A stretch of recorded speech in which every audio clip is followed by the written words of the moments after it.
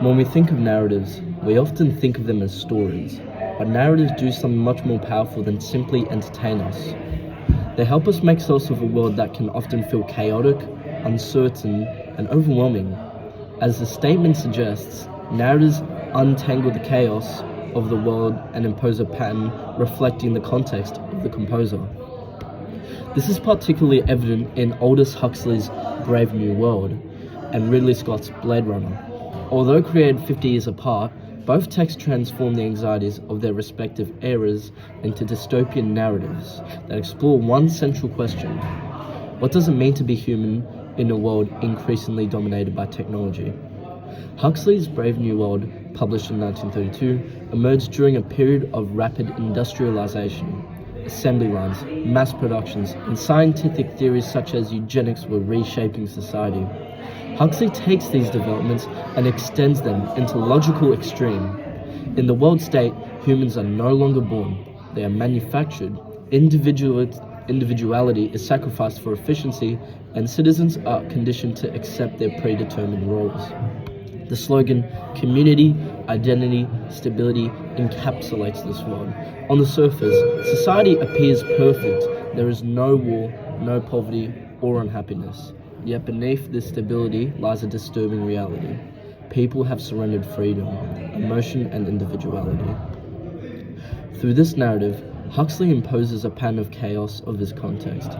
He warns technological process, when prioritized above human values, can transform people into products.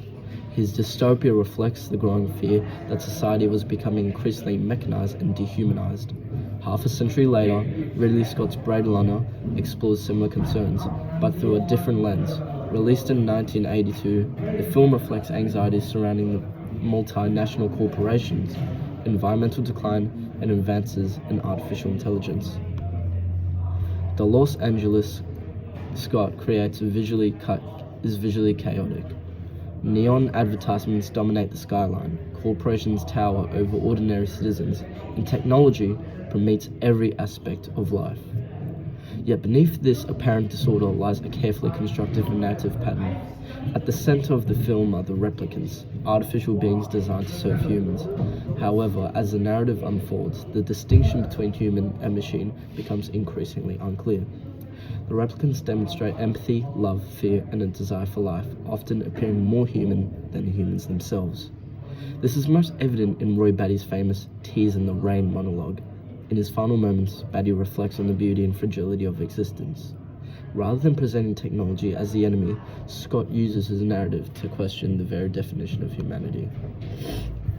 Unlike Huxley, who fears humanity becoming machine-like, Scott suggests that humanity may not be defined by biology at all, but by emotion, memory, and experience. Both composers also critique consumer culture. In Brave New World, citizens are conditioned to constantly consume. They are taught that ending is better than mending, encouraging endless replacement rather than preservation. Consumption becomes a form of social control. Similarly, Blade Runner presents a world saturated with advertisements and corporate influence. The overwhelming visual landscape reflects a story where commercial interests dominate human life in both texts. Consumerism contributes to the erosion of authentic human connection. However, the endings of these narratives reveal distinct context of their composers. Huxley's conclusion is deeply pessimistic. John's suicide suggests that authentic humanity cannot survive within a society built upon comfort and conformity. His narrative offers a warning. A world that eliminates suffering may also eliminate everything that gives life meaning. Scott's ending, by contrast, is more ambiguous. While his world remains dystopian, there is still the possibility of connection, empathy, and resistance. This reflects the uncertainty late 20th century, a period less concerned with absolute truths and more interested in question of establishing boundaries. Ultimately, both Brave New World and Blade Runner demonstrate how narratives impose order on the complexities of reality.